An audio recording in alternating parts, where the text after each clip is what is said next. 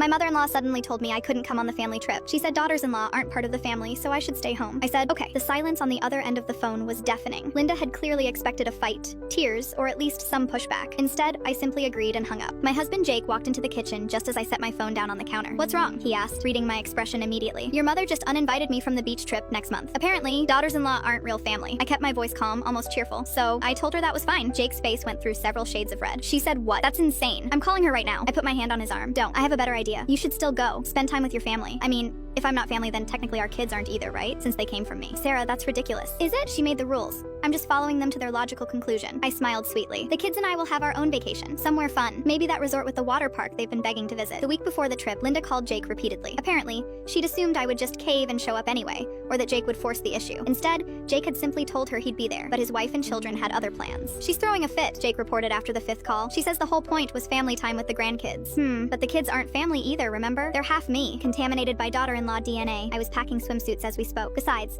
we already booked our trip. When Linda realized I was serious, she called me directly. Sarah, you're being childish. Of course the children should come. Oh, I wouldn't want to confuse them, I said pleasantly. Imagine how strange it would be for them to be considered family, only when it's convenient for you. Kids need consistency, Linda. I'm sure you understand. This is absurd. You're keeping my grandchildren from me out of spite. Not spite, clarity. You've made it very clear where I stand. I'm just making sure the boundaries are respected. Have a wonderful trip. The family beach trip apparently went poorly. Jake's sister Michelle called me halfway through. Please tell me you're punishing Mom on purpose, because this is brilliant. I have no idea what you mean. I'm just respecting her wishes. She's been miserable. Dad's barely speaking to her. She set up all these activities for the kids, reserved a special boat tour, even booked a kids cooking class. Everything here is kid-focused. Without them, she's just stewing in what she said to you. I sent Michelle a photo of my kids screaming with joy on a water slide. Send Mom my regards. When Jake returned, he looked exhausted. That was the longest week of my life. Mom kept sighing loudly and talking about how quiet everything was. Dad finally snapped and told her she'd made her bed and now she had to lie in it. That must have been uncomfortable for you. Sarah, she was completely wrong. I told her that multiple times. I know you did. I kissed his cheek. I'm not mad at you. 2 days after Jake got back, Linda showed up at our house unannounced. The kids were still showing everyone their vacation photos and talking nonstop about the water park. Sarah, may I speak with you privately? Her voice was stiff, formal. We sat in the living room. Linda perched on the edge of the sofa,